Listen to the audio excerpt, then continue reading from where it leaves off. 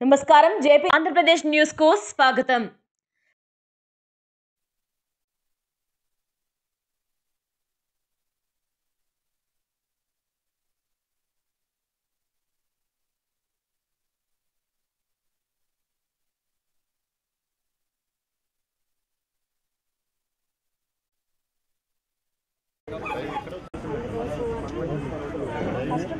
అందుకే సార్ మేము వచ్చి మీకు ఇబ్బంది పెట్టలేదు.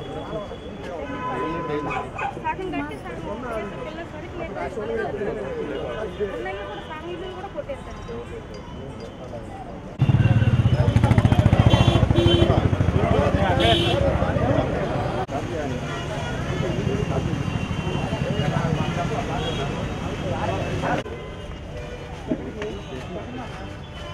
ఇట్లాగే ఒక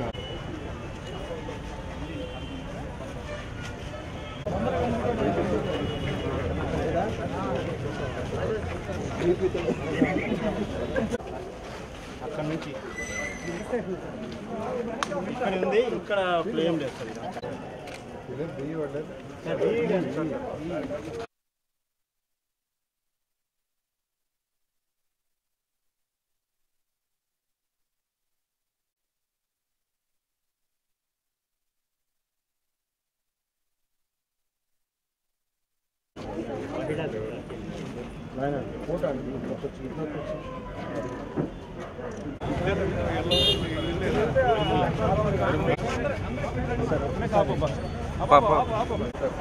ముందు జరగాలంటే అది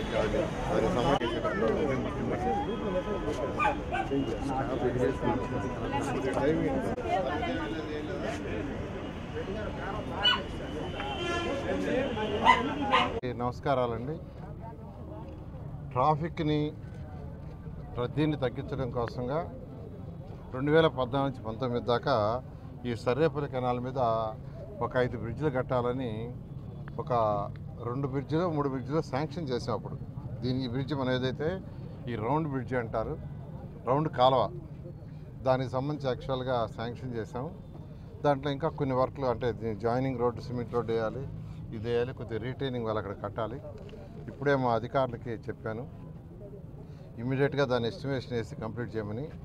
తర్వాత ఈ సర్రేపల్లి కాలువ కట్ట ఎలక్షన్ తిరిగేటప్పుడు వాళ్ళందరూ ఒక రిక్వెస్ట్ అడిగారు. ఆ 2 ఇళ్ళ మీద 2 వరుసలు ఇల్లు ఉన్నాయి, 2-3 వరుసలు ఉన్నాయి, కొన్ని దగ్గర 2 ఉన్నాయి, కొన్ని దగ్గర 3 వరుసలు ఉన్నాయి. వాటి మధ్య ఒక కాలువ ఉంది. ఒకప్పుడు బహుశా అది ఇరిగేషన్ కెనాలు, అది యాక్చువల్ ఇరిగేషన్ కెనాలే. ఇప్పుడు దాని మీద ఇరిగేషన్ లేదు. అయితే దానివల్ల అది కంప్లీట్గా సిల్ట్ తయారైపోయి భయంకరమైన వాసన వస్తూ ఉంది. ఎలక్షన్ అప్పుడు చెప్పాను దాన్ని కంప్లీట్ చేస్తాను. ఇవాళ యాక్చువల్గా అది కూడా చూడటానికి ఈ డివిజన్లో ఉన్న మా పార్టీ వాళ్ళతో అధికారులతో యాక్చువల్గా ఈరోజు చూడటం జరిగింది. అధికారులకు ఇన్స్ట్రక్షన్ ఇచ్చాను, ఇమీడియట్గా ఎస్టిమేషన్ ఇవ్వండి, దాన్ని శాంక్షన్ చేస్తాం, ఇమీడియట్గా దాన్ని టేకప్ చేయండి. ఎందుకంటే అటువంటి వల్లనే రోగాలు వచ్చేది, డయారియా కావచ్చు లేదా అనేకమైన వ్యాధులు వచ్చేది. కారణం ఏంటంటే అటువంటి కెనాల్స్ ఉండబట్టే అటువంటి వాటిలన్నింటి చేయాలి. అయితే ఈరోజు ఖజానా ఖాళీ, ఖజానాలో డబ్బులు లేవు. అన్ని విధాల ప్రభుత్వం తంటాలు పడుతుంది. ఎందుకంటే కేంద్ర ప్రభుత్వం 2019 నుంచి ఇచ్చిన ప్రాజెక్టులు 27,000 కోట్లు ఉన్నాయి. మన రాష్ట్ర ప్రభుత్వం 10,000 కోట్లు పెడితే కేంద్ర ప్రభుత్వం 10,000 కోట్లు ఇవ్వడానికి రెడీగా ఉంది. వాళ్ళు ఇచ్చిన డబ్బుల్ని 2001 నుంచి ఇంతవరకు ఖర్చు పెట్టాలి గత ప్రభుత్వం, ఎందుకంటే మ్యాచింగ్ ఫండ్ ఇవ్వాలి. ఆ విధంగా ఖజానా అయింది. అయితే మా ముఖ్యమంత్రి గారు వాటిలన్నీ టేకప్ చేసి 5 సంవత్సరాలు పూర్తి చేయాలన్నారు. ఖచ్చితంగా ఏదైతే అమృత 2.0 ఉందో, అమృత 1.0 పూర్తి కావచ్చు, ఏషియన్ ఇన్ఫ్రాస్ట్రక్చర్ ఇన్వెస్ట్మెంట్ బ్యాంక్ కావచ్చు, ఏఐవి కావచ్చు, స్వచ్ఛాంధ్ర కావచ్చు, గ్రీన్ కార్పొరేషన్ కావచ్చు, లేదా 15th ఫైనాన్స్ కావచ్చు, వీటన్నిటిలో మనీ వచ్చేటట్టుగా, ఫైనాన్స్ వచ్చేటట్టుగా ప్రయత్నిస్తున్నాం. కొద్దిగా కాగానే మిగతాయి కూడా అండర్గ్రౌండ్ డ్రైనేజీ, డ్రింకింగ్ వాటర్ నెల్లూరులో కంప్లీట్ చేయాలి. మిగతా కొన్ని మున్సిపాలిటీస్లో ఎస్టిమేషన్స్ కూడా చేయమన్నాం. వాటన్నిటినీ కంప్లీట్ చేయడం జరుగుతుంది. అయితే నేను నెల్లూరు ప్రజలందరికీ ఒకటి చెప్తున్నాను, నెల్లూరే కదా రాష్ట్రంలో ఉన్న అన్ని మున్సిపాలిటీస్కి టౌన్ ప్లానింగ్లో డీవియేషన్స్ చేయొద్దు. మీరు ఏదైతే కట్టుకోవాలనుకుంటారో వాటికి పర్మిషన్ సులువుతరం చేస్తున్నాం, ఇంకా సులువుతరం చేస్తున్నాం. లేఅవుట్లు కూడా పర్మిషన్ సులభతరం చేస్తాం.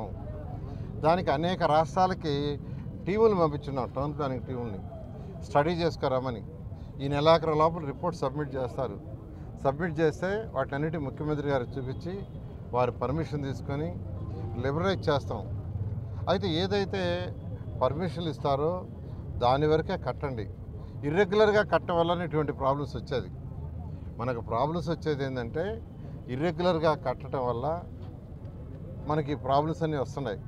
అందువల్ల నేను అందరినీ రాష్ట్రంలో ఉన్న అన్ని మున్సిపాలిటీస్లో చెప్తున్నాను, నెల్లూరులో చెప్తున్నాను, అది చేయొద్దని యాక్చువల్గా రిక్వెస్ట్ చేస్తున్నా. ఇవాళే ఎమ్మెల్యే గారితో మాట్లాడాను, మన రూరల్ ఎమ్మెల్యేతో. నెల్లూరులో ఫ్లెక్సీలు కూడా ఇక పెట్టకుండా ఒక ఆర్డర్ వేయమన్నారు, ఆయన కూడా ఒప్పుకున్నారు. ఎందుకంటే ఫ్లెక్సీలు జనరల్గా ఏంటంటే ఫ్లెక్సీలు ఉంటే సిటీకి అందం రాదు. కొన్ని ప్లేసుల్లో ఐడెంటిఫై చేసి కొన్ని ప్లేసుల్లో పెట్టుకునేటట్టుగా ఏర్పాటు చేస్తాం. ఆ ప్లేసుల్లోనే పెట్టండి. నెల్లూరులో ఉన్న రాజకీయ నాయకులు ఏ పార్టీ వాళ్ళైనా, తెలుగుదేశం కావచ్చు, జనసేన కావచ్చు, మరి ఏ పార్టీ అయినా వాళ్ళందరికీ నేను విన్నపం చేసేది రేపు నుంచి ఫ్లెక్సీలు పెట్టొద్దు. కొన్ని ప్లేసుల్లో ఐడెంటిఫై చేసి చెప్తాం, అక్కడ మాత్రం పెట్టుకోండి. సిటీ అందం రావాలంటే, స్మార్ట్ సిటీ కావాలంటే దాంట్లో ఇదొక పార్ట్. డెవలప్డ్ కంట్రీస్ ఎక్కడ తీసుకున్నా ఫ్లెక్సీలు ఉండవు. ఇవాళ కనుక్కున్నాను, చెన్నైలో కూడా యాక్చువల్గా వాళ్ళ దగ్గర జియో కూడా ఉందంట. ఇవాళ మన సబ్ కలెక్టర్ చెప్పారు, ఆ జియో తెప్పించుకున్నాను, స్టడీ చేయమన్నాను.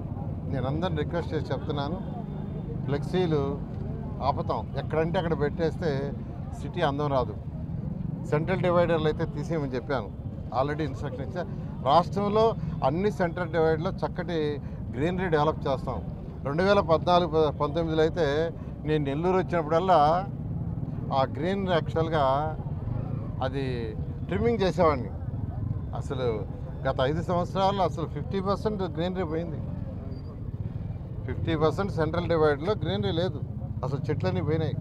ఇవాళే మున్సిపాలిటీలో ఆ గ్రీనరీ డెవలప్ చేసి అధికారులు పిలిచి యాక్చువల్గా ఇవాళ చాలా డీటెయిల్గా డిస్కస్ చేశాను.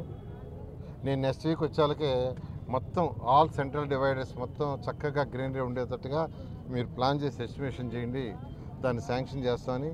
ఇలా నేను నెల్లూరు ప్రజలకు ఒకటే చెప్పేది, రాష్ట్ర ప్రజలకు కూడా అన్నీ 1 by 1 చేస్తాం. ఇవన్నీ ట్రాక్లోకి రావాలంటే 1 year నుంచి 2 years పడుతుంది.